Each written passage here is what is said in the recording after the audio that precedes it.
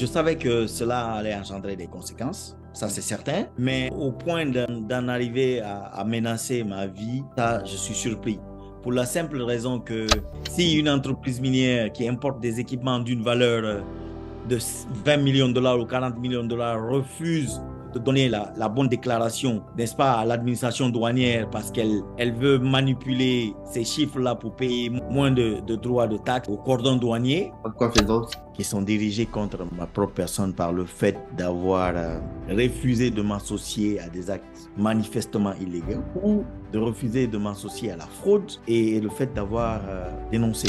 Saïdou a déjà beaucoup de problèmes. Donc, bonjour à tous, merci de suivre cette vidéo. Aujourd'hui, j'ai le plaisir d'accueillir Monsieur Saïdou Ba, l'ancien directeur général adjoint de Bel Air Mining, qui est une société minière qui exploite de la bauxite en Guinée. Alors, pour ceux qui n'ont pas suivi la vidéo du 5 novembre, je vous invite à la suivre. Pourquoi? Parce que elle est très, très importante pour pouvoir comprendre ce dont nous allons parler aujourd'hui. Donc, vous vous souvenez, pour ceux qui l'ont regardé, on avait parlé d'une dénonciation qui avait été effectuée par M. Saïdou Ba, qui lui a valu des menaces de mort. Il a fait ça avec des sacrifices énormes pour lui et pour sa famille, pour le pays. Aujourd'hui, il vit en cachette. J'ai le plaisir de l'accueillir sur cette chaîne qui parle de manière générale de l'Afrique positive, l'Afrique que vous n'avez pas l'habitude de voir dans les médias mainstream, que ce soit africains ou occidentaux. Ici, on va scruter des sujets très importants pour le continent, des sujets positifs que vous n'avez pas l'habitude d'entendre parler. Si vous me suivez depuis quelque temps, vous savez que c'est le credo de cette chaîne. Bien avant de se présenter, une petite précision qui explique peut-être la suite de ce que vous allez voir. Donc, M. Saïdouba n'est pas en visio pour des raisons de sécurité. C'est important de le préciser. M. Saïdouba, bonjour. Oui, bonjour, Monsieur Diallo, comment ça va? Merci d'avoir accepté cette invitation. Aujourd'hui, avec vous, on va aborder beaucoup de sujets. On va commencer par vous demander de vous présenter, aborder votre parcours, qui vous êtes, ainsi de suite. Bonjour à tous. Moi, je m'appelle Saïdou Ba. Je suis juriste et j'ai euh, une petite spécialisation, un intérêt pour le secteur minier dans lequel je travaille depuis près de 15 ans. Et ça inclut le secteur minier d'un point de vue public, c'est-à-dire l'administration publique et pour le privé. Donc, j'évolue dans ce secteur-là, comme je le disais tantôt, depuis une bonne quinzaine d'années. Mon parcours m'a mené à travailler pour un certain nombre d'entreprises minières en Guinée. Voilà, et jusqu'à la dernière que vous avez probablement connue, qui s'appelle Bel Air Mining à l'UFR. Voilà, donc ça, c'est un peu mon parcours jusqu'à très récemment. Avant d'entrer dans le vif du sujet, j'aimerais que vous expliquiez aux spectateurs à quoi sert la bauxite, quelle est sa place dans l'économie guinéenne et en quoi cette mine est un enjeu majeur pour la Guinée et pour les entreprises minières. Ça fait beaucoup de questions. Alors, Vous pouvez commencer. non, il y a pas de problème. Fondamentalement, Monsieur Diallo, pour faire très court, la bauxite, euh, sert comme matière première pour la fabrication de l'alumine, Mhm, puis l'aluminium, mhm, qui rentre dans le processus industriel dans plusieurs industries mhm, au niveau international. Donc, si vous voulez, la Guinée est l'une des réserves importantes au niveau mondial en matière de bauxite. Je crois que nous détenons le troisième rang, mhm, sauf de ma part, en matière de réserve bauxitique au niveau mondial. mhm, Et pour la petite histoire, comme je le disais plus tôt, la Guinée est bien connue dans l'industrie minière comme étant une des réserves intéressantes et importantes en matière de production de bauxite. mhm.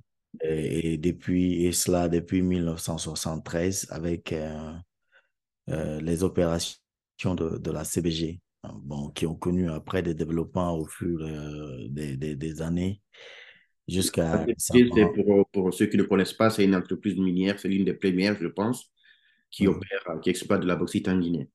Oui, tout à fait. Hein. Et récemment, on a connu les 10 dernières années, la Guinée a connu un boom en ce qui concerne l'exploitation des ressources bauxitiques, notamment dans la zone de Bokeh et dans la zone de Bofa. Donc voilà, c'est un peu cela, la bauxite. Et vous comprendrez que le secteur minier occupe une part extrêmement importante et stratégique dans l'économie guinéenne, et cela depuis plusieurs décennies. Mhm. Et donc, c'est l'une des sources de devises et de, et de financement pour l'État guinéen. Mhm. Voilà. OK. Donc maintenant, on va aborder le sujet, le principal sujet par lequel on vous a connu. Donc, c'est-à-dire le lancement d'alerte que vous avez effectué vis-à-vis de en tout cas des activités illégales de votre ancien employeur, et en l'occurrence Bel Air Mining. Alors, tout d'abord, j'aimerais savoir qu'est-ce qui vous a motivé, parce que j'ai cru comprendre que vous aviez quand même, vous étiez très bien payé, vous étiez à l'aise, mais qu'est-ce qui fait qu'à un moment donné, vous vous êtes dit, ça, c'est inacceptable. Il faut que je le dénonce. Bon, moi, je ne sais pas si je me définis vraiment comme lanceur d'alerte. Mhm, En tout cas, mon intention primaire était de marquer mon désaccord vis-à-vis d'un certain nombre d'actes et d'agissements qui étaient contraires à la loi, à l'éthique et à la conformité. Donc, c'est ce que j'ai fait. Moi, je travaille à Bel Air Mining depuis 2017. Je crois qu'en tout, ça fait 6 ans ou 7 années. Jusque-là, ça se passait très bien. L'entreprise était bien en activité et reconnue comme étant l'une des compagnies minières les plus respectueuses des normes mhm, sociales, environnementales et juridiques. D'ailleurs, plusieurs prix ont été décernés à l'entreprise par le passé. Alors, il y a 2 années de cela, on a connu un changement de direction mhm, au niveau Topco, et cela a amené de nouveau une nouvelle direction, fondamentalement. Et il faut comprendre que moi, j'ai eu plusieurs casquettes dans cette entreprise-là. mhm, J'étais directeur juridique de la conformité et secrétaire corporatif. mhm, J'étais directeur général d'une entité sœur qui était dans l'exploitation minière qui s'appelait Brut, et en même temps, j'étais directeur général adjoint. Voilà, donc depuis 2 années, nous avons connu un changement au niveau de la direction. Cette nouvelle direction a imprimé, si vous voulez, une certaine agressivité vis-à-vis du respect de tout ce qui est normes ou mhm, réglementation en République de Guinée. Et depuis cela, moi personnellement, je n'ai cessé de tirer la sonnette d'alarme pour attirer l'attention de ma hiérarchie sur la nécessité absolue de se conformer aux règles et aux règlements applicables en République de Guinée, comme cela se fait partout ailleurs. Malheureusement, ça tombait dans une sorte d'oreille pour des raisons essentiellement financières. Parce mhm, qu'il faut comprendre que dans le secteur minier, le respect des dispositions légales et des règles applicables euh, a des incidences souvent financières.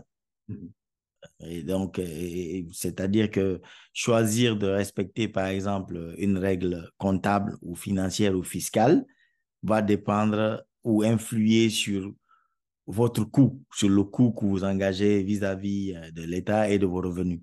mhm, Si le choix délibéré est fait de violer systématiquement les règles les plus basiques, mhm, pour moi, je n'avais jamais vu ça. Même si je savais que ça existait, c'était quelque chose de surprenant.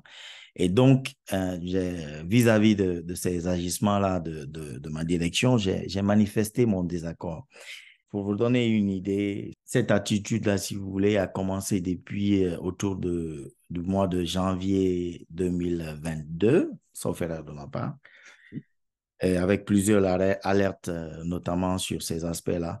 Et enfin, comme je le dis, c'est mon boulot. Je suis directeur juridique de la conformité et secrétaire corporatif. mhm, Donc, une part essentielle de mon travail, c'est donner des conseils, alerter et aider ma direction à optimiser les risques et Mhm. opérer dans un environnement sain et durable. C'est ça mon travail. Mhm. Et une partie du conseil que je suis amené à donner et des orientations, c'est notamment le respect des dispositions légales parce que ça peut engendrer des risques pour l'entreprise sur le Mhm. long terme Mhm. et une exposition notamment à certains risques. Donc, c'est ce que j'ai fait pour résumer Mhm. depuis pratiquement janvier ou février 2022. Mhm. C'est tombé toujours dans des oreilles pas très attentives, malheureusement. Et cela nous a conduit à une accumulation d'un certain nombre de confrontations, Mhm. notamment sur ces sujets-là. Et malheureusement, le fait de ne pas obéir aux règles et à la réglementation nous a conduit à un accident malheureux dans nos opérations à la date du 9 juin 2023. Mhm. C'est-à-dire qu'un de nos navires, une barge pour être précis, qui transportait 75 000 tonnes de bauxite a chaviré au large de Bel-Air, de notre port, et ça a déversé 75 000 tonnes de bauxite au niveau de la mer. Et Mhm. donc, ça a engendré des conséquences. Et l'une des conséquences qu'on devait tirer de cela, c'était de déclarer l'accident au ministère des Mines, conformément aux dispositions de l'article 199 du Code minier guinéen. Mhm. Alors, mon conseil n'a pas été suivi et il y a eu un refus catégorique de suivre cette réglementation. Et donc, ça a impliqué l'intervention des autorités administratives. Voilà, pour ça, je vous résume juste qu'ils ont fini par appliquer une pénalité de 6 millions de dollars à l'entreprise. Et donc, Mhm. ça, c'est un peu de façon ramassée la genèse Mhm. des problèmes auxquels l'entreprise a eu à faire face et qui se sont soldés notamment par mon départ le conflit qui sont arrivés entre moi et ma direction et mon départ de l'entreprise. Donc, c'est un Mhm. peu ça de façon ramassée.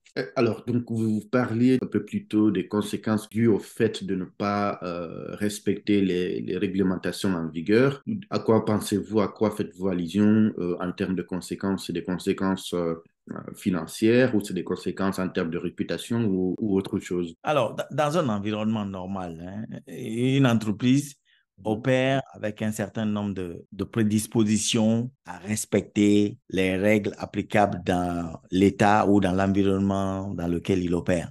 C'est Mhm. comme un citoyen. Mhm. euh, tu es obligé de respecter un certain nombre de choses dans l'environnement dans lequel tu vis. Alors, quand une entreprise qui est aussi citoyenne refuse catégoriquement à respecter ces dispositions légales-là, cela peut engendrer des conséquences. Et ces conséquences-là sont d'ordre réputationnel, Mhm. financière et social. OK. Voilà. Ouais. C'est-à-dire que une entreprise qui refuse systématiquement, par exemple, de faire face à ses obligations fiscales, Mhm. ça engendre des conséquences financières, c'est-à-dire des pénalités, des redressements et des pénalités. C'est aussi simple que ça. Comme ce qu'on a vu avec le chavirement de la barge. Voilà. Ouais. OK. C'est aussi simple que ça. Et ça peut avoir des ramifications d'ordre réputationnel. Mhm. Que vous n'êtes pas sans savoir que dans le secteur, dans le monde du business et notamment dans le secteur minier que je connais encore mieux, il y a ce qu'on appelle la responsabilité sociale Mhm. des entreprises. En anglais, ils appellent ça corporate social responsibilities. Et Mhm. cette responsabilité-là engage les entreprises de façon légale à se conformer aux dispositions légales applicables dans les pays où elles opèrent. Ouais, tout à fait. Ouais. Donc, tout à l'heure, vous parliez de différentes activités, différents conseils que l'entreprise n'a pas voulu respecter. Est-ce que vous avez un exemple concret avant le chavirement, bien évidemment? Est-ce qu'il y a eu des pratiques auxquelles vous vous êtes confrontés où l'entreprise n'a pas respecté euh, la réglementation et de surcroît vos conseils? Ils ont continué à faire la sourde oreille jusqu'à ce qu'on arrive au chavirement. Vous avez des exemples comme ça Tout à fait, tout à fait. Absolument. Je vous donne un exemple. Le Code général des impôts impose à toutes les entreprises opérant en République de Guinée, qu'elles soient minières ou Oui, financières ou téléphoniques, oui. de soumettre à l'administration fiscale à la date du 30 avril au plus tard les états financiers de l'entreprise. Mhm. C'est une obligation légale et fiscale qui s'impose à toutes les entreprises créées et qui opèrent en République de Guinée. Ouais. D'accord? J'insiste sur le fait que c'est une obligation incompressible Ouais. qui découle des dispositions du Code général des impôts applicables en République de Guinée. Mhm. Alors, moi, en tant que directeur juridique et de la conformité, si j'alerte ma direction sur la nécessité de se conformer à cette disposition-là en fin mars et que je contrains les équipes à déposer les états financiers et que cela soit une raison de menace Mhm. jusqu'à toucher éventuellement des questions de licenciement du personnel parce ce personnel-là a accepté d'obéir aux ordres que je donne de déposer les états financiers à l'État. Mhm. Vous comprenez que cela pose un problème. Vous êtes en Europe, à une certaine date, vous êtes obligé de faire vos déclarations fiscales à une date précise, Ouais. sur une forme précise. Ouais. Ça, c'est le basique. Ouais, ouais. En Guinée et dans la sous-région, il y a ce qu'on appelle la réglementation OHADA, c'est-à-dire l'acte uniforme Mhm. des sociétés commerciales et des groupements d'intérêt économique. C'est-à-dire que toutes les entreprises dans la zone OHADA, par exemple, doivent tenir leur comptabilité conformément aux dispositions de l'OHADA. Mhm. Si on met de côté ces dispositions de l'acte uniforme qui constituent une réglementation internationale et régionale Mhm. pour tenir la comptabilité telle qu'on le souhaite sous IFRS ou je ne sais quoi, ça Mhm. pose un problème. Si on refuse de tenir les réunions du conseil d'administration Mhm. ou de donner les rapports d'activité à l'administration minière de façon régulière, tel que l'impose le code minier, c'est des exemples basiques pour une entreprise qui opère dans un État. C'est vraiment basique. Je peux vous citer une centaine d'exemples comme ça et qui sont pratiques. Si Mhm. une entreprise minière qui importe des équipements d'une valeur de 20 millions de dollars ou 40 millions de dollars refuse de donner la bonne déclaration, n'est-ce pas, à l'administration douanière parce qu'elle veut manipuler ces chiffres-là pour payer moins de droits de taxes au cordon douanier. Quoi faisant? Comment est-ce que ça se passe concrètement? C'est simple. Les droits de douane, par Mhm. exemple, Mhm. en République de Guinée, sont indexés sur la valeur de l'équipement, par exemple, que vous importez. Mhm. Et la loi vous impose de faire une déclaration de plein droit, une déclaration de la valeur. Si vous importez, par exemple, un véhicule de Bruxelles Mhm.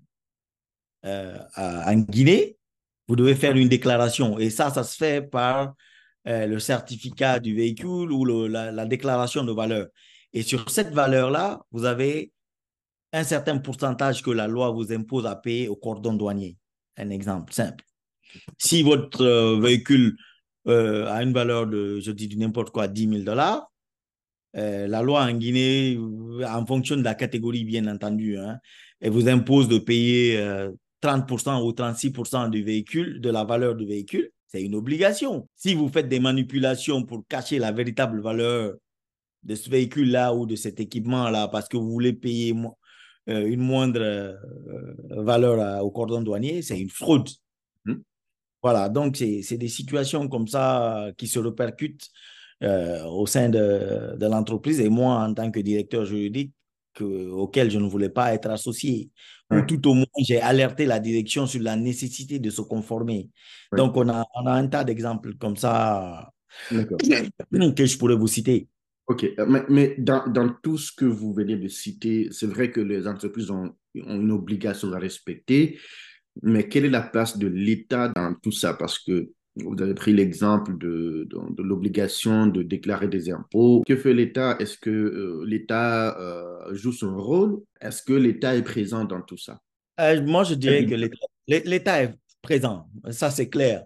Après, le temps de réactivité peut être questionné, mais l'État est présent, ça je peux vous donner la certitude.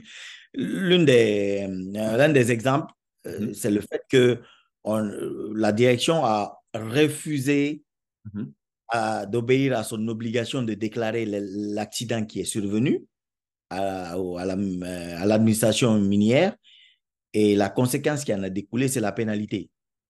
Ouais. Donc, l'État est tout à fait présent. Et voilà, mais le temps de réactivité peut paraître long en fonction de la connaissance ou de sa méconnaissance de ce que c'est le circuit administratif. Que vous étiez conscient des conséquences qui allaient découler de la diffusion de l'information qu'ils ont voulu étouffer. Puisque maintenant, aujourd'hui, votre vie est menacée. Est-ce que vous vous attendiez à ça ou c'est une surprise pour vous? Alors, je savais que cela allait engendrer des conséquences, ça c'est certain. Mais au point d'en arriver à menacer ma vie, ça, je suis surpris. Pour la simple raison qu'une entreprise citoyenne a des limites. Une entreprise citoyenne a le souci de respecter la réglementation. Une entreprise citoyenne a des principes et un certain nombre de codes d'éthique et de gouvernance auxquels elle obéit. Ça, c'est le minimum. Et c'est ce que je sais, que je connais des entreprises minières en grande majorité qui opèrent en Guinée. Alors, mais cette fois-ci, j'ai été quand même extrêmement surpris de l'envergure qu'a pris les choses, jusqu'à toucher à ma propre sécurité. Ça, je ne pouvais l'imaginer. Je ne pourrais absolument l'imaginer. Et surtout, comme je le disais à certains journalistes dans le passé, moi j'ai passé une grande partie de mes études dans les pays occidentaux. Bel Air Mining est détenu en grande partie à 85% par une entreprise anglaise. Voir une entreprise anglaise gérée par des Anglais en arriver à ce point-là, ça m'a extrêmement surpris. Mais en même temps, je pense que c'est un peu ça dénote un peu de la personnalité et un peu du caractère des gens qui dirigeaient ou qui dirigent cette entreprise-là pendant que j'étais encore là. Et donc, je pense que j'ai absolument bien fait de ne pas garder ça ou de ne pas m'associer à ces violations systématiques-là. J'ai extrêmement bien fait de me dissocier de ce type de pratique. Et j'en suis fier. Donc, de ce point de vue-là, il y a pas de problème. Il n'y a pas de problème du tout. Où en est l'enquête depuis que vous avez quitté l'entreprise? Il y a Alors, pas mal de choses qui se sont passées, j'imagine. absolument, les enquêtes se poursuivent. Comme je le dis, elles peuvent paraître longues, mais elles se poursuivent. Donc, un certain nombre d'actions ont été prises par les différentes administrations, notamment douanières, fiscales, au niveau du ministère des Mines, au niveau de l'administration fiscale et de l'Agence nationale anticorruption, par ricochet, la CRIEF, c'est-à-dire la Cour de répression des infractions économiques et financières. Donc, tout ce que je sais, c'est que ces enquêtes et ces procédures sont en cours. Mais vous savez bien que moi, qu'on ne peut pas commenter Tout à fait. voilà, Tout à fait. des Donc, enquêtes. mais il paraîtrait que, en tout cas, selon ce que j'ai lu ça et là, il y a eu des arrestations d'anciens dirigeants de Bel Air Mining et aussi certains du ministère des Mines. Est-ce que vous êtes au courant de ça ou est-ce que ça s'est passé comme ça ou pas? Alors, j'ai appris les mêmes informations dans les médias, Oui. mais je n'ai pas plus d'informations sur ces procédures-là. Je sais qu'elles sont en cours et les médias relaient quelques infos de temps en temps. Les mêmes informations que vous avez sont les mêmes que j'ai à mon niveau, à ce stade. Oui. Comment vivez-vous depuis votre licenciement? Est-ce que vous avez récupéré votre droit issu de votre licenciement? Je pose la question parce que vous l'avez abordé dans une de vos interviews, je crois, sur une radio, Film FM, je pense. Alors, la question directe et simple, c'est non. Mhm. Aucun de mes droits n'a été réglé ou payé. OK. Est-ce que vous avez saisi Juste la pour, justice justement à ce sujet? S'il n'y tout a pas à fait, de votre droit. absolument. Juste pour que vous compreniez ou que ceux qui nous écoutent comprennent, c'est en République de Guinée, on a une réglementation, Mhm. notamment la loi sur le droit de travail, Mhm. qui réglemente la façon dont les gens sont recrutés, Ouais. employés, gérés, licenciés et mis à la retraite. Mhm. C'est essentiellement ça, et qui définissent les droits Mhm. des employés et le devoir des employeurs. Mhm. Ça, c'est contenu dans le Code du travail et les réglementations annexes. Mhm. Cette réglementation du droit de travail dit que quand il licencie quelqu'un, Mhm. notamment l'article 172.3 et suivant, quand on licencie un employé, on lui remet son certificat de travail. S'il prouve que l'employé en question a travaillé dans une entreprise X avec tel nombre d'expériences et à telle position. Ça, c'est de plein droit. Ouais. Au-delà de ça, il y a les droits auxquels l'employé a droit, c'est-à-dire le paiement de son solde de tout compte. Le solde de tout compte est composé des congés accumulés le cas échéant et un certain nombre de droits qui découlent de la fin de la relation de travail par le licenciement, par le biais de licenciement. Alors, aucun de ces droits-là, à la date d'aujourd'hui, n'a été payé, n'a été réglé.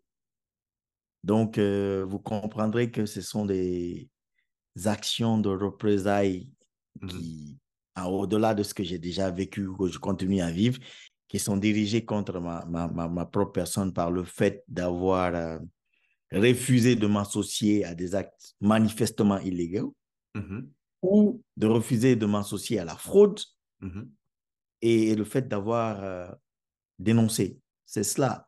Ça ne se passe nulle part ailleurs comme ça. Moi, j'ai été directeur juridique dans une très grande entreprise minière et aussi directeur des ressources humaines pendant des années. Je suis à ma 15e année d'expérience ou plus. J'ai jamais vu pareil. Jamais. Ouais. Moi-même, ayant été directeur juridique et directeur général adjoint, il m'est arrivé dans ma carrière de mettre fin à plusieurs contrats de travail, mais il y a le strict respect des dispositions légales. Alors, on est dans une relation de force. Il y a des actes de représailles qui sont dirigés contre ma personne, donc je vous laisse le soin d'apprécier. Ouais. Et encore une fois, c'est vérifiable. Hein. Donc, j'aimerais qu'on aborde un peu le rôle de l'État dans cette histoire. Donc, vous, à ce jour, est-ce que vous estimez que le ministère des Mines et le ministère de la Justice, ou en tout cas la justice, ont fait leur job? Est-ce que vous avez fait votre part? Est-ce que de l'autre côté, ça suit? Alors, en ce qui concerne le ministère de la Justice, comme je vous l'ai dit, Mhm. la justice a été saisie par des requêtes en bonne et due forme. Mhm. Le processus suit son cours. Mhm. On ne saurait, au risque d'être en porte-à-faux avec la loi, présager ou prédéterminer ce qui va se passer. Ça suit une procédure comme partout ailleurs. Mhm. En ce qui concerne le ministère des Mines, moi, je sais pas si je suis dans une position de juger ou pas, mais ce que je peux dire, c'est que depuis le début de cette affaire-là, à la date d'aujourd'hui, je n'ai eu aucun contact, Mhm. soutien de quelque nature que ce soit, Ah, d'accord. aucune critique. Voilà, donc ça aussi, c'est clair.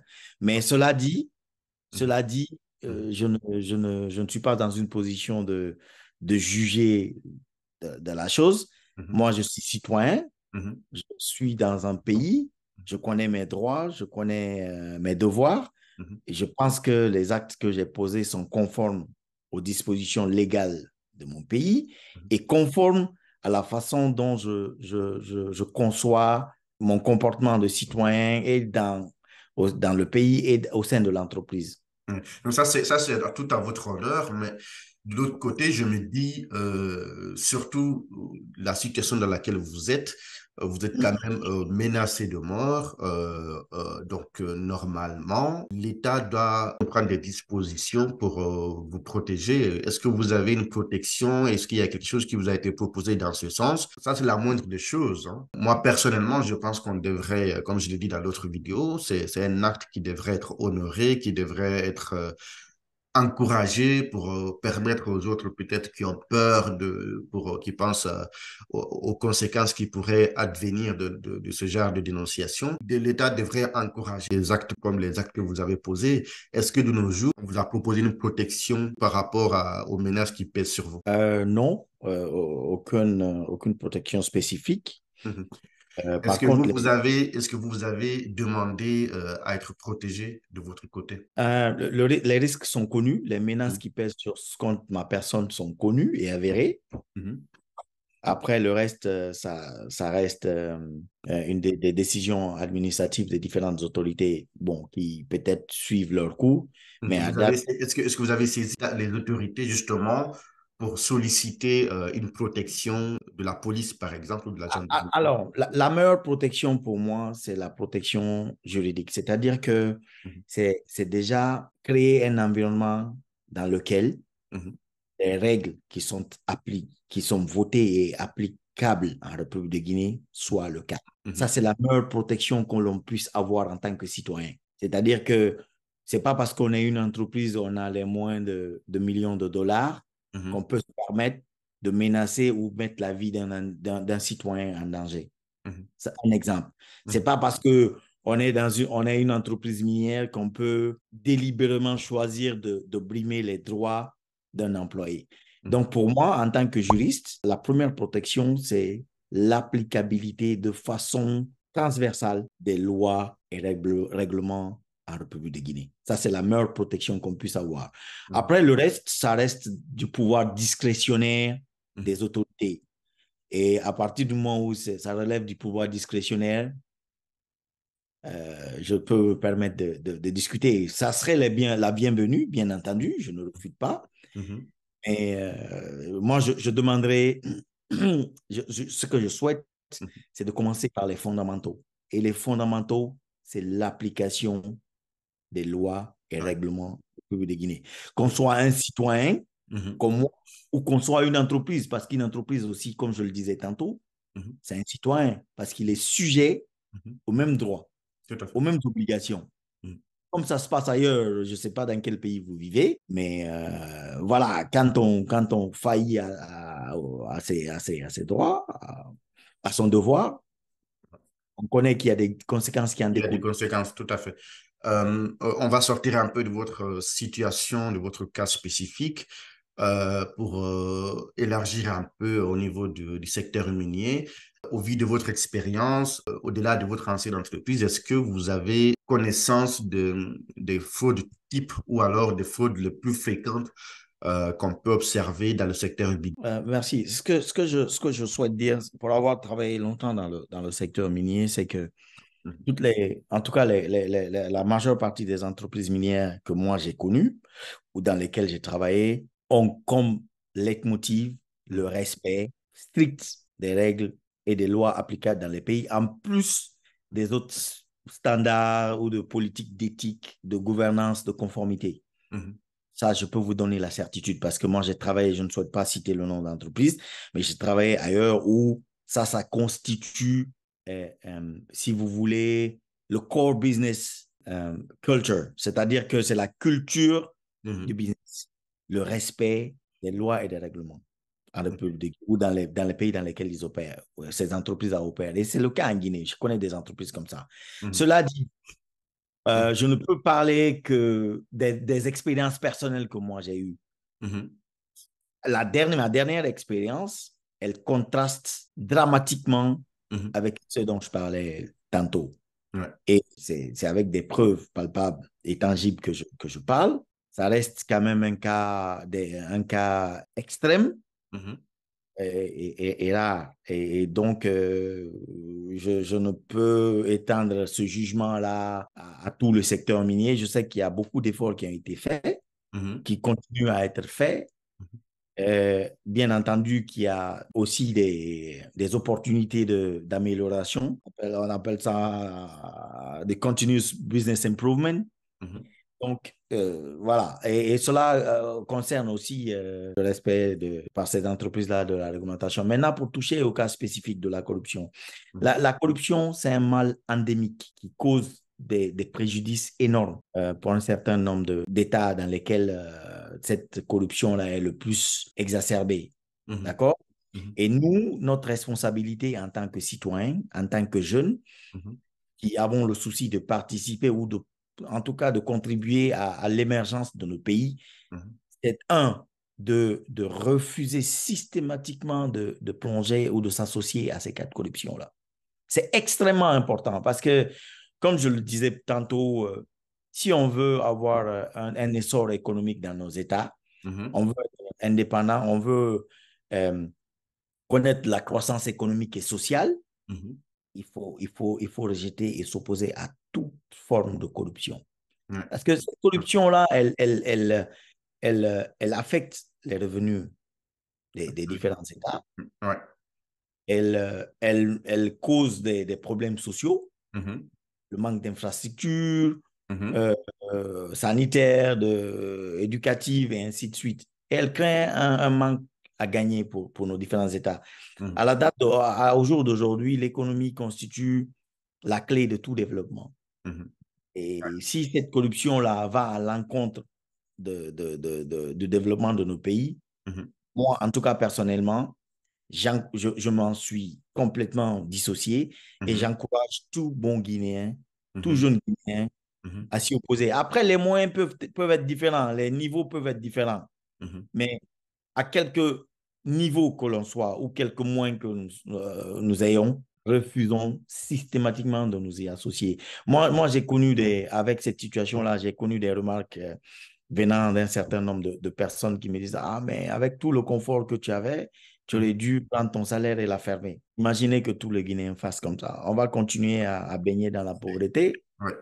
et on va être parmi les tops Mhm. au niveau de l'exil, au niveau de la pauvreté, et on va continuer à être dans les fameuses statistiques que l'on Mhm. voit dans tous les séminaires ou dans toutes les universités où on Mhm. te dit, ah, Guinée, on est les pays, on fait partie des pays les plus pauvres Ouais. ou on fait partie des pays les plus corrompus au monde.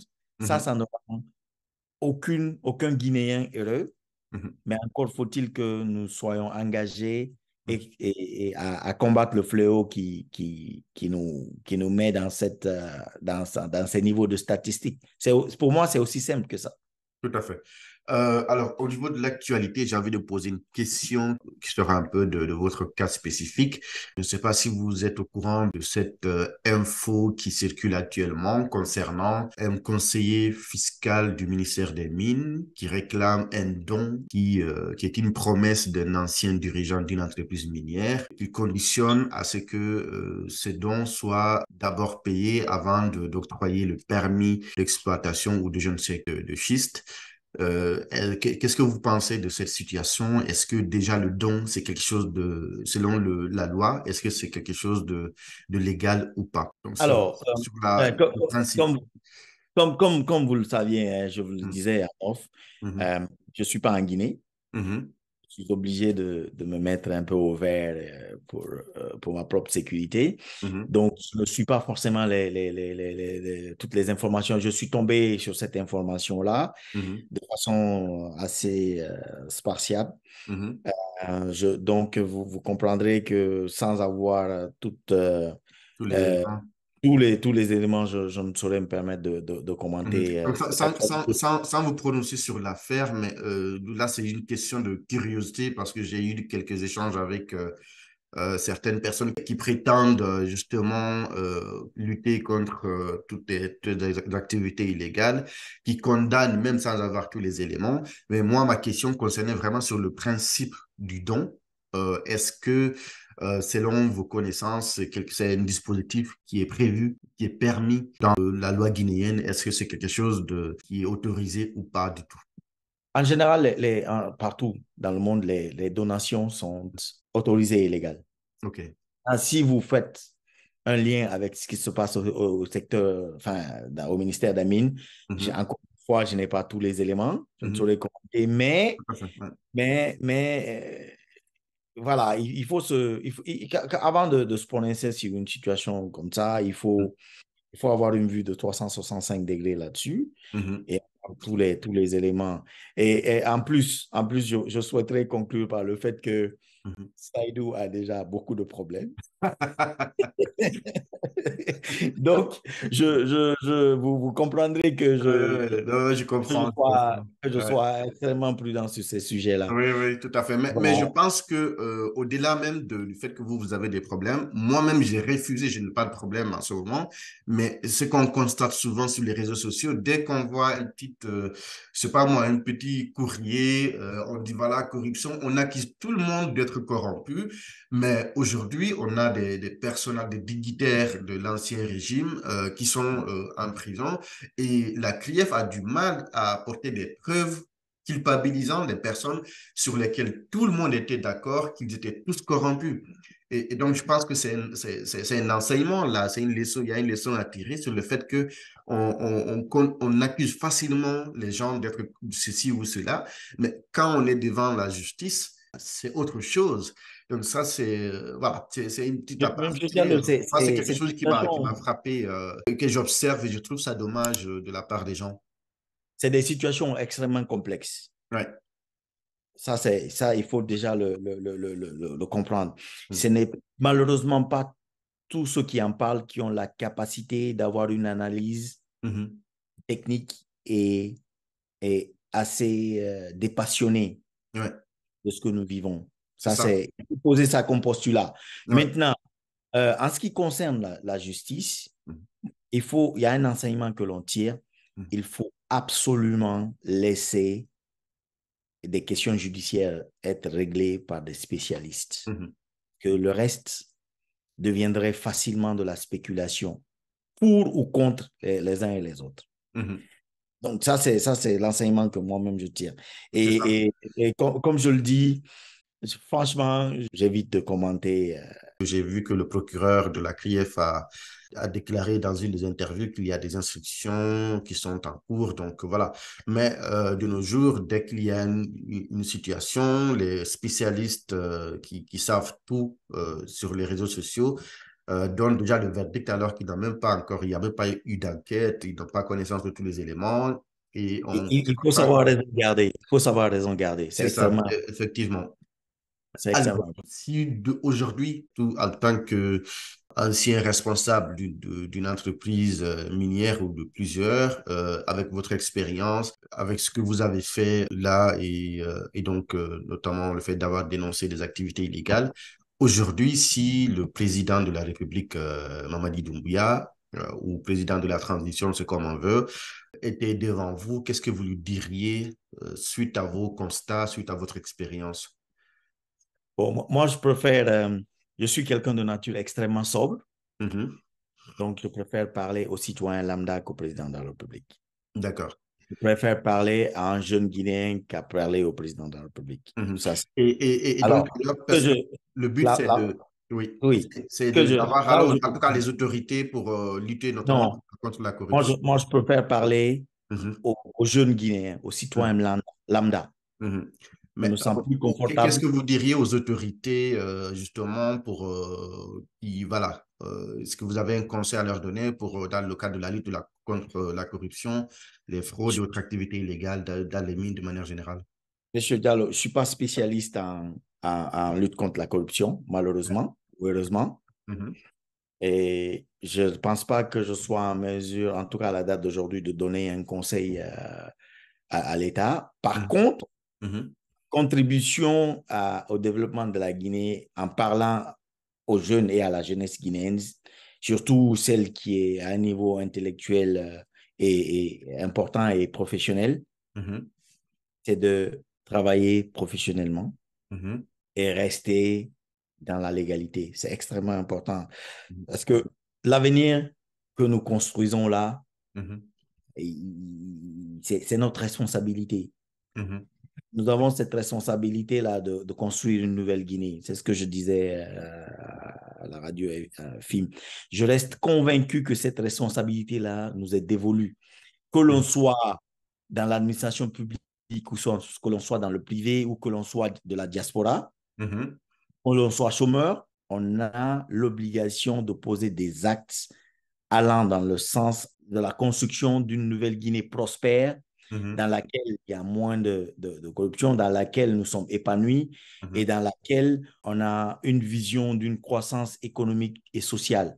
Mhm. Ça, c'est des actes minimes, des petits actes que chacun d'entre nous, à son niveau, Mhm. peut poser sans démagogie, sans vouloir forcément parler à une autorité quelconque. Je Mhm. pense que nous portons un poids extrêmement important et nous attendons beaucoup de nos autorités. Mhm. Tout à Mais fait. en retour, Mhm. nous, Guinéens, lambda, qu'est-ce que nous faisons pour changer la situation? Qu'est-ce que nous faisons pour la Guinée? Qu'est-ce que nous faisons pour nous-mêmes? Qu'est-ce que nous faisons pour Mhm. nos enfants? Mhm. Avant de juger ou du bilan d'une autorité quelconque, il y a Mhm. nous aussi, en tant que citoyens, notre responsabilité. Dans les pays développés, les gens agissent en tant que citoyens. Enfin, on a tous vécu dans d'autres pays, mais vous entendrez difficilement un citoyen belge ou français parler du président directement. La citoyenneté commence à son niveau, en refusant, en triant par exemple ses déchets, en payant ses taxes, en acceptant de payer le bus et en contribuant aux taxes communales ou nationales, ainsi de suite, ou en évitant de plonger dans les actes répréhensibles ou de la corruption. Donc, moi, je n'ai aucun message à aucune autorité quelconque, mais par contre, j'ai un message pour le Guinéen normal, le jeune Guinéen, le citoyen guinéen. Et c'est ce message-là que j'ai. C'est-à-dire qu'il ne faut pas facilement tomber dans ces travers-là parce qu'on a un salaire. Moi, j'avais une rémunération assez confortable, je dirais même extrêmement confortable, comparé au niveau de vie normal du Guinéen. Le choix le plus facile aurait été de la fermer, continuer à bénéficier de mes avantages, de me la couler douce. J'ai choisi que ce n'est pas conforme à mon éthique, à mon moral et à la façon dont je vois les choses. En fait, il faut comprendre, M. Diallo, que moi, je me fais la réflexion de l'exemple que j'apprends dans des grandes écoles ou du brassage culturel que j'ai eu en vivant dans certains pays. Et donc, j'ai toujours été motivé par l'envie de reproduire ce qu'il y a de meilleur. Les Anglais disent we don't need to reinvent the wheel, c'est-à-dire que la roue, là, on n'a pas besoin de la réinventer. C'est des choses basiques, tu copies and paste. Tu dupliques les bons réflexes, les bons comportements, les bons gestes. Il ne faut pas avoir honte de les copier et de les dupliquer en Guinée parce qu'ils vont marcher. C'est ce que nous, on peut faire. Au lieu de parler aux autorités, moi, je parle aux Guinéens. Oui, tout à fait. Non, c'est en tant que, parce que vous avez quand même une expertise dans votre domaine. Je pense que c'est vrai que le plus important, c'est que chacun se applique les bonnes actions à son niveau. Mais aujourd'hui, vous êtes quand même à un niveau où on peut faire appel à vous demain. Je dis ça comme ça pour demander votre... en tout cas, c'est comme ça que ça se passe dans d'autres pays, pour demander votre avis, votre expertise dans un domaine. En parlant d'ailleurs d'expertise, vous n'êtes pas sans savoir qu'aujourd'hui, le président est dans une volonté de transformation des matières premières, en l'occurrence les mines. On parle de raffinerie depuis quelques temps, mais ça ne bouge pas aussi vite qu'on aimerait. Est-ce que vous avez un avis là-dessus? Est-ce que vous êtes au courant de ce état de fait? Est-ce que, en tant qu'expert des mines, il y a quelque chose qui pourrait être un blocage par rapport à votre expérience pour les personnes qui nous regardent? Est-ce que vous avez un avis là-dessus? Écoutez, cette obligation-là découle des dispositions légales. Ça, c'est un principe. Ça, c'est clair. Si les autorités actuelles veulent faire respecter les dispositions légales, je n'ai pas d'autre avis que de supporter cela. Cependant, c'est des processus techniques, administratifs et financiers qui sont longs et qui requièrent quand même un certain nombre de recul, d'analyse et de mise en œuvre. Et écoutez, le respect de la réglementation doit être absolument supporté. Donc, il y a certains qui parlent d'obstacles tels que l'énergie. Est-ce que c'est fondé? Il y a d'autres qui parlent de manque de volonté des entreprises qui utilisent la raffinerie comme ticket d'entrée pour avoir des contrats. Mais une fois qu'ils ont les contrats, trouvent des excuses pour ne pas respecter la convention qu'ils ont signée au départ. Est-ce que l'énergie est un argument fondé? L'énergie est un aspect incontournable pour la construction des raffineries. Ça, c'est clair et net. Cependant, si c'est un facteur technique qui vient avec des challenges, c'est aux différents opérateurs de discuter avec les autorités, identifier où sont les problèmes, travailler ensemble pour la mise en œuvre des solutions et arriver à ce que les autorités veulent faire, c'est-à-dire le respect de la réglementation et le contenu des différentes conventions. Il faut comprendre que cette obligation-là ne découle pas de toutes les conventions minières, hein. Mhm. C'est des conventions minières spécifiques. Mhm.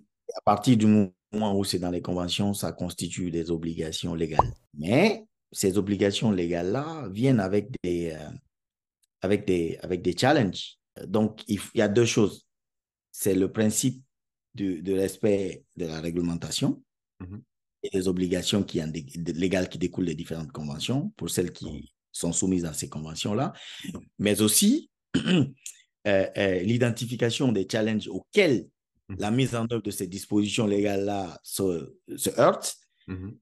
et aussi le travail qui peut être fait, à mon avis, entre l'État et les opérateurs privés pour remédier, c'est-à-dire trouver des solutions. Mhm. Mais pour moi, l'équation, elle est posée. Après, les solutions, ça vient de l'analyse de ces différents paramètres-là. OK. Et encore une fois, il faut voir ça de façon extrêmement large, Mhm. technique.